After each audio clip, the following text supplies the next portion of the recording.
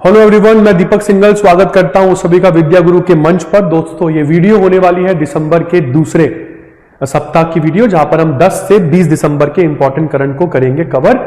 Total मिलाकर इस पूरी वीडियो में 49 टॉपिक होंगे, वेरी इंपॉर्टेंट 49 टॉपिक्स। इन सभी टॉपिक्स को CGL, CHSL, MTS, IBPS PO, SBI PO की परीक्षाओं को ध्यान में रखते हुए बनाए गए हैं। अगर आप पहली बार चैनल पर आए हैं तो मेरी बहुत ही विनम्र रिक्वेस्ट है कि आप प्लीज चैनल को सब्सक्राइब कीजिए। आप नहीं करते हैं, वीडियो को लाइक कीजिए, वो भी नहीं करते हैं, अपने दोस्तों के साथ एटलीस्ट शेयर कीजिए, कम से कम ये तो कर दीजिए। सब्सक्राइब करने की कोई कीमत नहीं है, फ्री है यार, आप कर सकते हैं। बट हमें अच्छा लगता है कि हमारे द्वारा किया गया हार्ड वर्क आप लोगों तक पहुंच रहा है। मुझे एक अंदर से एंथुसियाज्म फील होता है कि मुझे ये वीडियो और रेगुलर मैनर में बनानी है, अपडेट करके आपको देनी है। कुछ अच्छा काम अगर हम आपके लिए कर रहे हैं तो अपना टोकन ऑफ लव दिखाइए, वीडियो को लाइक कीजिए, और अगर कोई रिक्वेस्ट करना चाह रहे हैं तो आप कमेंट सेक्शन का इस्तेमाल कर सकते हैं। इसी के साथ एक और इंपॉर्टेंट घोषणा, अगर आप SSC, CGL, CHSL, MTS, IBPS PO या SBI PO या कोई भी बैंक एग्जाम का कोई भी बैच अगर ढूंढ रहे हैं, RBI ग्रेड B इंक्लूडिंग, तो आप विद्या गुरु के नाम पर अप्लाई कर सकते हैं। हम केवल बोल नहीं रहे हैं बेटा, वी आर एस्टेब्लिश्ड नेम। हमने कई सारे रिजल्ट्स दिए हैं, कई सारे रिजल्ट दिए, कई बच्चों ने जर्नी ऑलरेडी शुरू कर ली है। हमारे बैचेस भी बहुत ज्यादा प्रोफेशनल है और बहुत ज्यादा आपकी वर्किंग इंडिविजुअल्स की डिमांड को देखते हुए बनाए गए हैं। मॉर्निंग बैचेस नहीं रखे हैं, इसलिए ऑनलाइन बैचेस हैं 7 to 9, 7:30 to 9:30। आप किसी भी बैच में अपने आप को ला सकते हैं। ये वीडियो दोस्तों पूरी तरीके से बाइलिंगुअल मीडियम में रिकॉर्ड होगी। अगर कोई बच्चा, if any student from north east India और southern India watching this video, go check it out. A complete video on English medium is already recorded and uploaded over the same platform. ठीक है जी, आइए video को शुरुआत करते हैं बिना आपका टाइम वेस्ट किए हुए। सबसे पहला, रिजर्व बैंक ऑफ इंडिया ने फिनो पेमेंट्स बैंक को स्मॉल फाइनेंस बैंक में तब्दील होने का इन प्रिंसिपल नोट दे दिया है। सबसे इंपॉर्टेंट चीज, इसके साथ फिनो पेमेंट्स बैंक भारत का पहला पेमेंट्स बैंक बना है जो स्मॉल फाइनेंस बैंक बनेगा। स्मॉल फाइनेंस बैंक बनने के लिए एक पेमेंट्स बैंक को भारत में एक भारतीय के द्वारा ओन किया जाना जरूरी है, और वो भारत में तकरीबन 5 साल तक वो चल रहा हो, 5 साल तक चल रहा हो, तभी एक पेमेंट्स बैंक को स्मॉल फाइनेंस बैंक में कन्वर्ट किया जा सकता है। अगर हम फिनो पेमेंट्स बैंक की बात करें तो ये वर्ष 2017 से भारत में सेवाएं दे रहा है। इसके बाद दोस्तों, डोनाल्ड ट्रंप को आखिरकार शांति पुरस्कार मिल गया। नोबेल पीस प्राइज नहीं मिला है और ना मेरे हिसाब से कभी मिलेगा। इस आदमी को फीफा पीस प्राइज मिला है, एक ऐसा प्राइज जिसके बारे में हमने इससे पहले कभी नहीं सुना।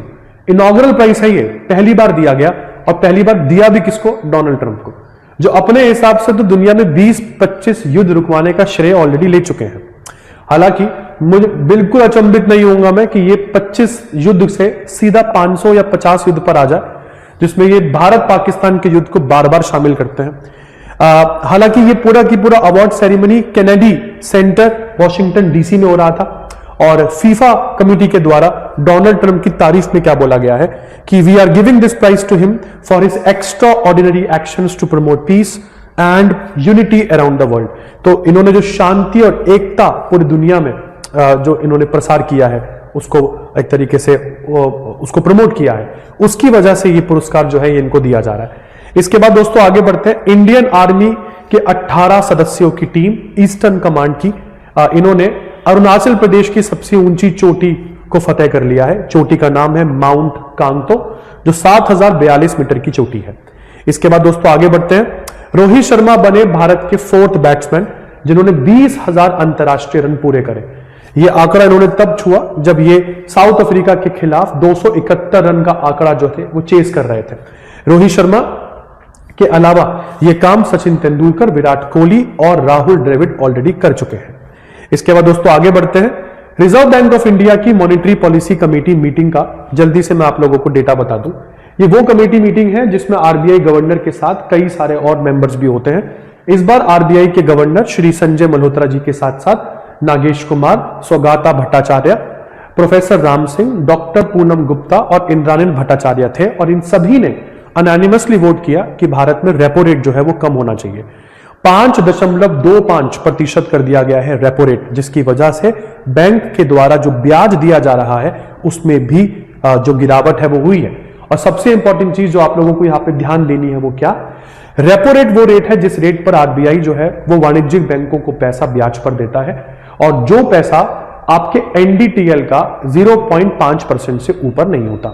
इसके बाद रेपो रेट के अंतर्गत दिया गया लोन, दी गई धनराशि अधिकतम 90 दिनों के लिए दी जा सकती है। बहुत सारे यूट्यूब चैनल्स यहां पर 30 दिन बताते हैं, बट वो गलत है डेटा। आपको आरबीआई के डॉक्यूमेंट्स पढ़ने होंगे ये पूरा की पूरा टाइम पीरियड निकालने के लिए।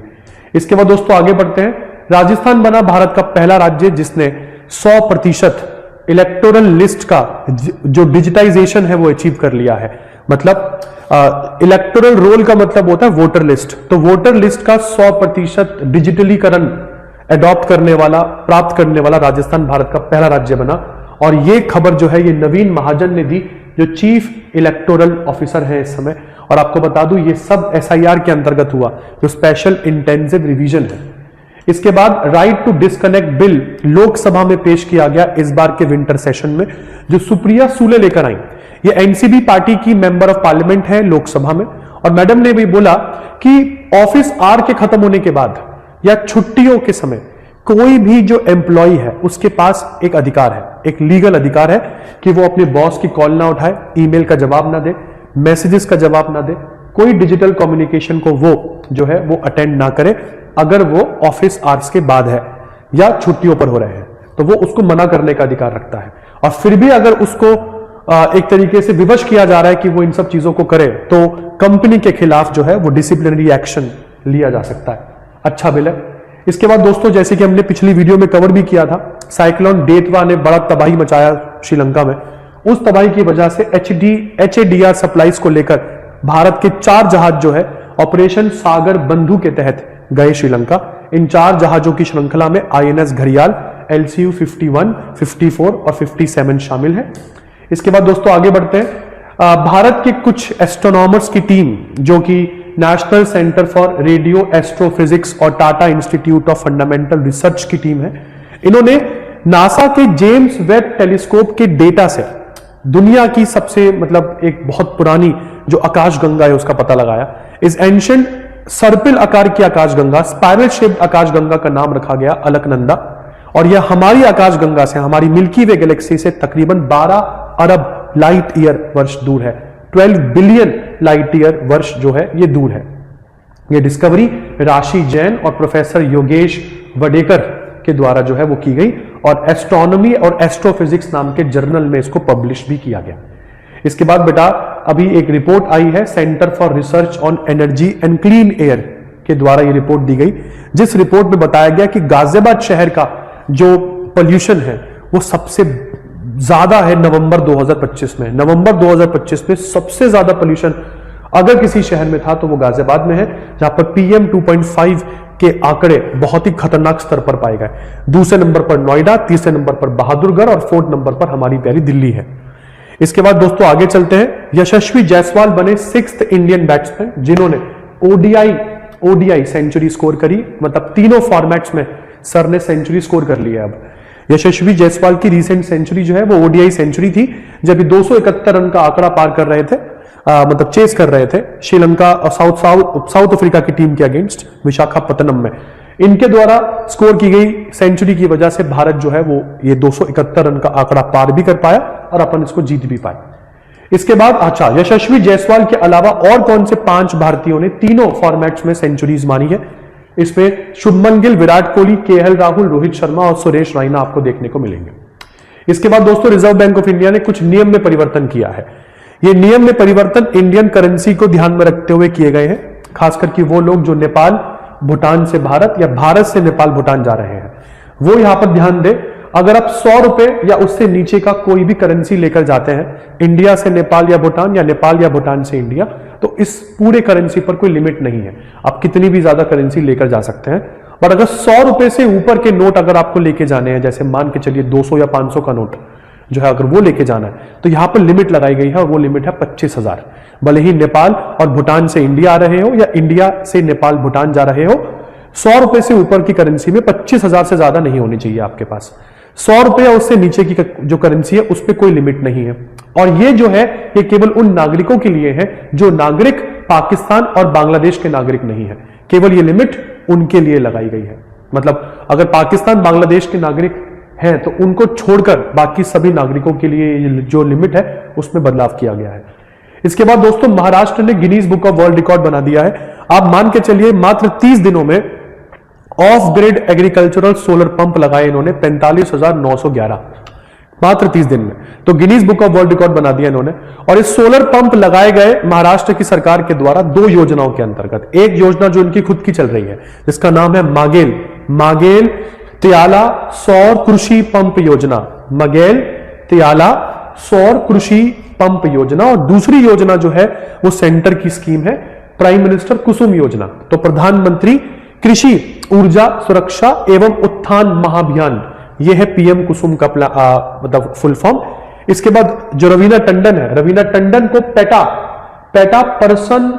India person of the year 2025 का अवार्ड मिला।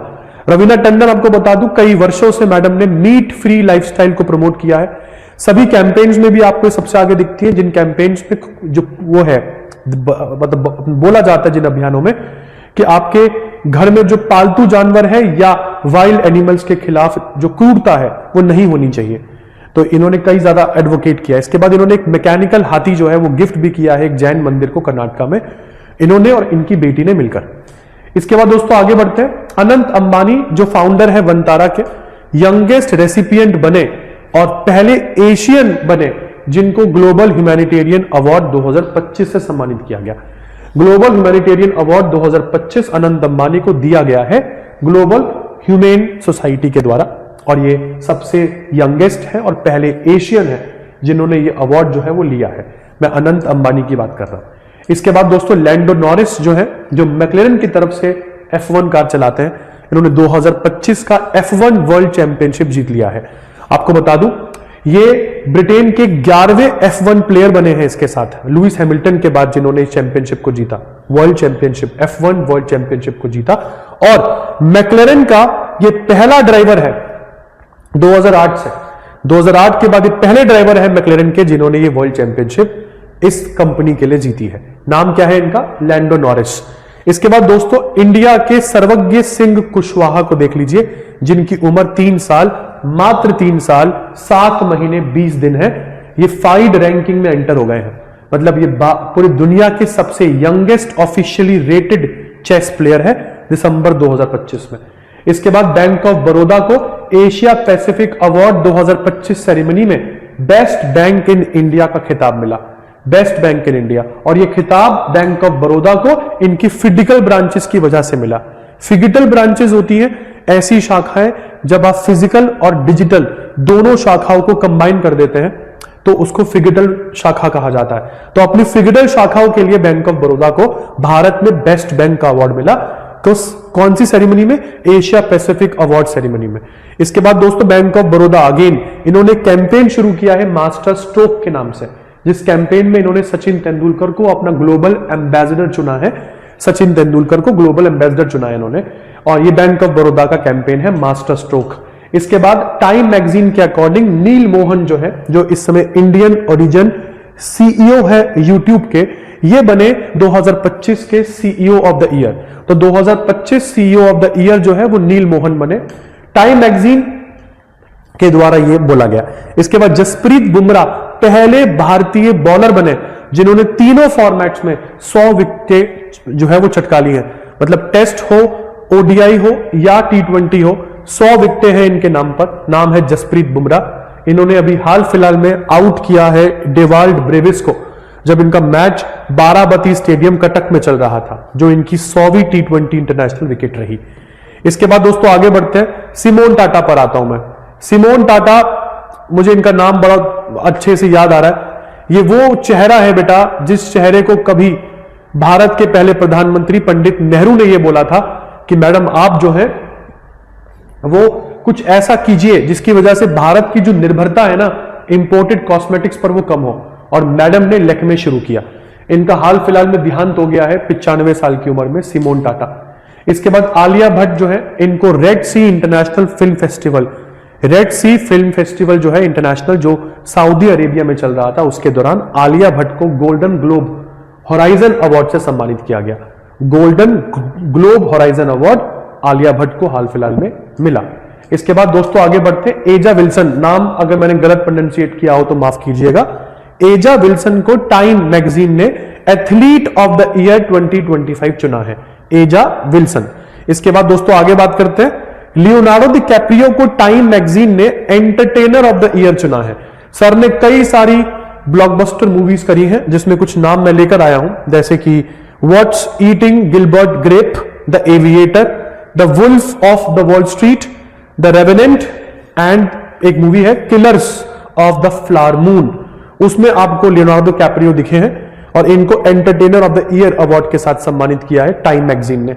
इसके बाद दोस्तों इंडिया जो है अगले साल 9 से 14 मार्च के बीच इनॉग्रल पहली बार Commonwealth kho kho championship host करेगा।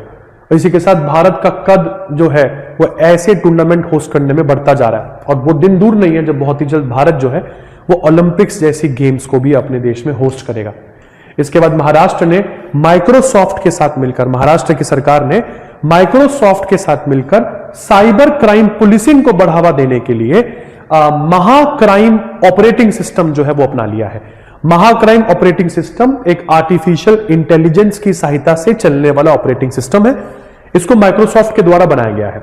इसकी घोषणा तब की गई जब माइक्रोसॉफ्ट के चेयरमैन और चीफ एग्जीक्यूटिव ऑफिसर सत्य नडेला मुंबई में थे। इनकी यात्रा चल रही थी मुंबई में, माइक्रोसॉफ्ट आर्टिफिशियल इंटेलिजेंस टूर में ये आए हुए थे। तब उन्होंने महाक्राइम ओएस के बारे में बात करी और इन्होंने बोला कि ये ओएस जो है ये महाराष्ट्र यूज कर रहा है साइबर क्राइम पुलिसिंग के लिए। इसके बाद छत्तीसगढ़ की पहली जगह जो रामसार साइट बन गई है या रामसार लिस्ट में ऐड हो गई है, ये छत्तीसगढ़ के बिलासपुर जिले में पड़ने वाली कोपरा जलाशय है। कोपरा रिजर्वायर छत्तीसगढ़ के बिलासपुर जिले में पड़ने वाला जलाशय है जो छत्तीसगढ़ का पहला है और इस साल का भारत का लेटेस्ट जो है वो एडिशन है फिलहाल रामसार लिस्ट में। इसके बाद दोस्तों कोलकाता में उद्घाटित किया गया लियोनेल मेसी का दुनिया में सबसे ऊंचा स्टैचू। हालांकि इसके साथ हमको शर्मसार भी होना पड़ा।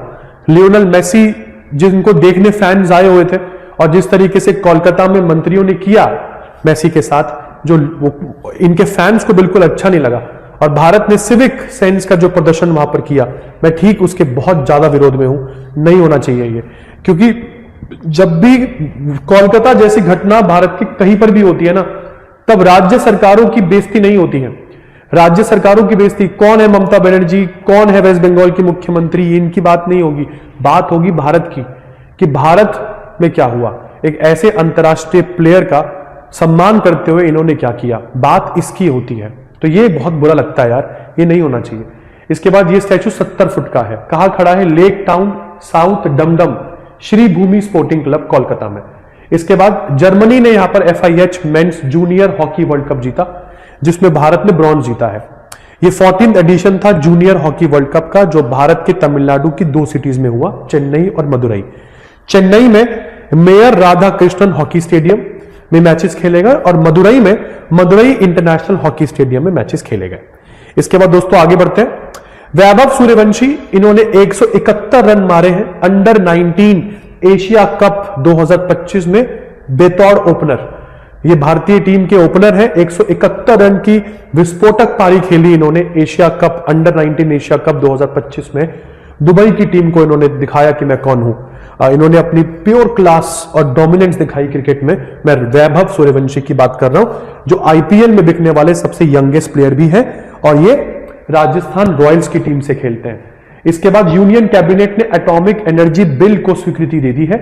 इस बिल की सहायता से भारत का जो लक्ष्य है कि 2047 तक 100 गीगावाट का न्यूक्लियर पावर कैपेसिटी भारत में बन जाएगा, उसको बल मिलता है।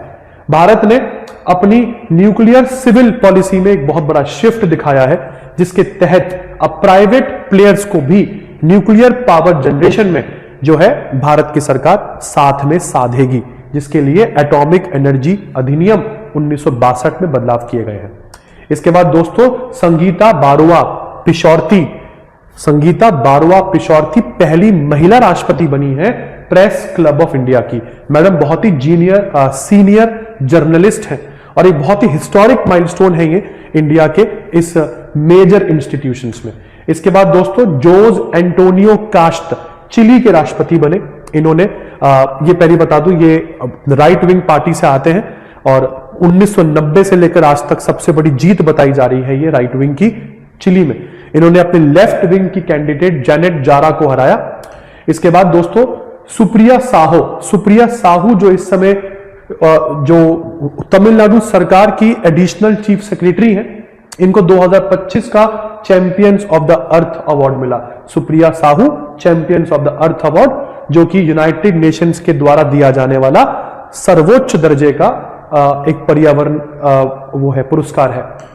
इसके बाद global artificial intelligence vibrancy index में भारत रहा तीसरे नंबर पर। अमेरिका और चाइना के बाद भारत तीसरे नंबर पर रहा। यह रैंकिंग 2024 के इंडेक्स की है जो 25 में आई है, और जो 24 में रैंकिंग आई थी वो 23 की आई थी।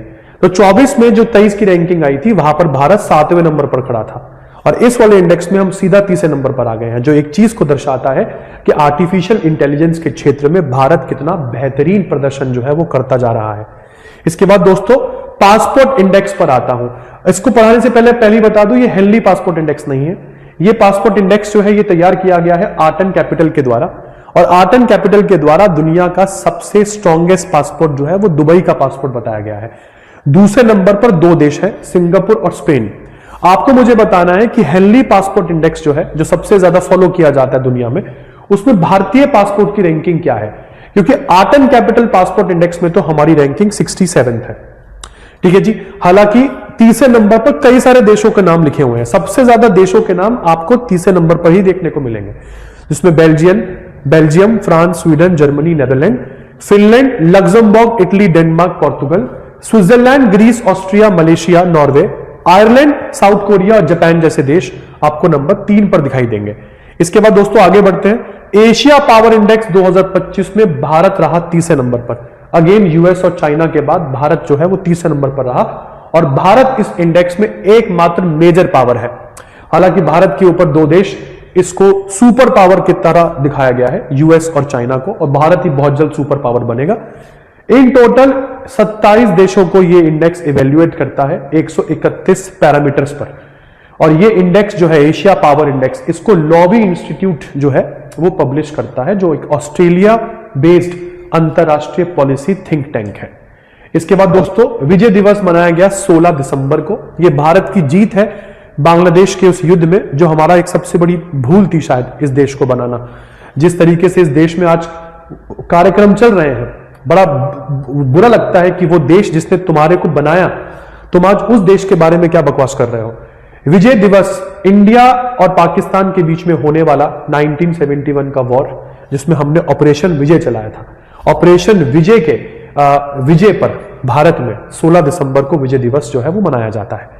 इसी के साथ इस बार के विंटर सेशन में सबका बीमा सबकी रक्षा बिल भी जो है वो इंट्रोड्यूस किया गया, मतलब सभी के लिए बीमा। और इस बिल को इंट्रोड्यूस करके कई सारे ऑलरेडी जो हमारे नियम है उसमें बदलाव जो है वो दिखाए गए, मतलब प्रपोज किए गए, जैसे insurance act 1938, LIC act 1956, IRDAI act 1999। इन सभी एक्ट्स में बदलाव करके भारत के बीमा क्षेत्र को और भी ज्यादा आधुनिक, उसको और ज्यादा बढ़ाने की बात इस बिल में जो है वो की गई भारत की सरकार के द्वारा। इसके बाद आगे बढ़ते हैं दोस्तों। विकसित भारत शिक्षा अधिक्षण बिल बहुत ही इंपॉर्टेंट है। भारत के हायर एजुकेशन सिस्टम को पूरी तरीके से गवर्न करने के लिए इस बार के विंटर सेशन में इस बिल को भी लाया गया। इस बिल के अंतर्गत भारत के जितने भी शिक्षा संस्थानें हैं उनको 3 तरह की समितियां जो है वो यहां पर एक तरीके से लीड करेंगे, जिसमें पहली है विकसित भारत विनिमयन परिषद, जो कि रेगुलेटरी काउंसिल करके है। उसके बाद विकसित भारत गुणवत्ता परिषद, जो कि एक एक्रीडिशन काउंसिल रहेगी। फिर है विकसित भारत मानक परिषद, जो एक स्टैंडर्ड काउंसिल रहेगी। और इन तीनों समितियों में 14 मेंबर जो है वो बैठेंगे, और इन तीनों समितियों के ऊपर भी एक समिति बनाई गई जिसका नाम रखा गया विकसित भारत शिक्षा अधिक्षण, जिसमें 12 सदस्य जो है वो रहेंगे। तो भारत में जितने भी रेगुलेटर हैं, बहुत तरह के जो रेगुलेटर है, जैसे यूजीसी यूनिवर्सिटीज को रेगुलेट करती है, ऐसे हमने अलग अलग रेगुलेटर बना रखे हैं। तो उन सभी रेगुलेटर को हटाकर कुछ इस तरीके से एक सेंट्रलाइज्ड सिस्टम जो है ये भारत में लाया जाएगा। इनकंसिस्टेंट स्टैंडर्ड ब्यूरोक्रेटिक डिलेज वगैरह को रोकने के लिए यह सिस्टम बहुत बेहतरीन रहेगा। और नई शिक्षा नीति 2020 का जो क्रियान्वयन है, जो इंप्लीमेंटेशन है, वो इसके साथ बहुत अच्छा हो जाएगा। इसके बाद मियाना रेलवे स्टेशन को मिला नेशनल एनर्जी कंजर्वेशन अवार्ड, और ये अवार्ड जो मिला है ये इनको राष्ट्रपति द्रौपदी मुर्मू जी ने 14 दिसंबर को दिया है, जब हम नेशनल एनर्जी कंजर्वेशन दिवस जो है वो मनाते हैं। ये अवार्ड इस रेलवे स्टेशन को इनके एफिशिएंसी और सस्टेनेबल ऑपरेशंस के लिए दिया गया है। इसके बाद आईपीएल 2026 के ऑक्शन में सबसे महंगे 2 खिलाड़ी बिके इस बार, प्रशांत वीर और कार्तिक शर्मा। देखने वाली बात यह है, दोनों खिलाड़ियों को चेन्नई सुपर किंग्स ने 14.2 करोड़ देकर खरीदा है। दोनों को 14 करोड़ देकर, 14 मतलब 0.2 करोड़ देकर दोनों को अलग अलग खरीदा गया है। और हालांकि तीसरे नंबर पर जो रहे वो रहे आवेश खान, जिनको लखनऊ सुपर जायंट्स ने 10 करोड़ में खरीदा है। 2022 का बता रहा हूं मैं आप लोगों को ऑक्शन जो हुआ था। इसके बाद शेफाली वर्मा, ये इनके जीवन का पहला ऑनर है। ये इनको ICC player of the month November honour से सम्मानित किया गया है शेफाली वर्मा को। और ICC player of the month men award जो है वो मिला है साउथ अफ्रीका के ऑफ स्पिनर साइमन हार्मर को। साइमन हार्मर ये साउथ अफ्रीका के ऑफ स्पिनर है। इसके बाद दोस्तों पौंदरू खादी को मिला है जीआई टैग। ये आंध्र प्रदेश में पिछले 100 सालों से हाथों से ही धागा बनाया जाता है, हाथों से ही धागे से कपड़ा बुना जाता है। तो ये hand spun, hand woven cloth है पौंदरू खादी, जिसकी शुरुआत स्वयं महात्मा गांधी जी ने 100 साल पहले जो है वो की थी। अब इसको जीआई टैग मिल गया है। ज्योग्राफिकल इंडिकेशन टैग जिंदगी भर के लिए नहीं मिलता, ये केवल और केवल 10 सालों के लिए मिलता है। इसके बाद भारत की राष्ट्रपति ने परमवीर दीर्घा करके राष्ट्रपति भवन में एक दीर्घा जो है वो यहां पर इनॉग्रेट किया। इस दीर्घा में भारत के सभी 21 परमवीर चक्र जो पुरस्कृत व्यक्ति हैं उनके पोर्ट्रेट लगे हैं। ये परमवीर दीर्घा है, जिसकी शुरुआत राष्ट्रपति जी ने मतलब जिसका जो उद्घाटन है वो राष्ट्रपति जी ने भारत के रक्षा मंत्री राजनाथ सिंह जी के मतलब उपस्थिति में किया। इसके बाद दोस्तों प्राइम मिनिस्टर मोदी इथियोपिया गए थे अभी, और इथियोपिया का हाईएस्ट नेशनल ऑनर इनको अडीस अबाबा में दिया गया, जिसका नाम है ग्रेट ऑनर निशान ऑफ इथियोपिया। और इसी के साथ प्राइम मिनिस्टर मोदी का यह 28वां अंतरराष्ट्रीय पुरस्कार है। इसके बाद साई जाधव, ये भारत की पहली महिला बनी जो इंडियन मिलिट्री एकेडमी से ग्रेजुएट हुई। 23 वर्षीय साई जाधव ने इस संस्था के मेल डोमिनेटिंग रिकॉर्ड को तोड़ा। इस संस्था की तकरीबन 93 साल की मेल ओनली ट्रेडिशन को तोड़ा है साई जाधव ने। पहली महिला बनी 23 वर्षीय महिला जो इंडियन मिलिट्री एकेडमी देहरादून से जो है वो ग्रेजुएट हुई। और इसी के साथ ये है करंट अफेयर बुलेटिन का अंत। आई होप आप लोगों को मजा आया होगा। और अभी तक अगर चैनल को सब्सक्राइब नहीं किया है, वीडियो में अंत तक बने रहे थे, तो प्लीज आपसे मेरी अनुरोध रहेगा कि वीडियो को लाइक कीजिएगा, चैनल को प्लीज सब्सक्राइब कीजिएगा, सब्सक्राइब किए बिना मत जाइएगा। आपसे मेरा बहुत विनम्र निवेदन है। बहुत मेहनत करता हूं बेटा, और आप लोगों का एक लाइक, एक सब्सक्राइब जो है वो बड़ी आशा देता है कि मुझे ये काम जो है ये करते रहना है। आप लोगों की मदद हो जाएगी, इससे भी आप लोगों के सपने पूरे हो जाएंगे। एक लाइक से ना आपका कुछ बिगड़ता है, बस मुझे बहुत खुशी होती है। Being a teacher, token of love, तो ये तो आप दे ही सकते हैं। इसी के साथ मैं दीपक सिंघल मिलता हूं नेक्स्ट वीडियो में। तब तक के लिए अपना प्लीज बहुत ख्याल रखिएगा। धन्यवाद।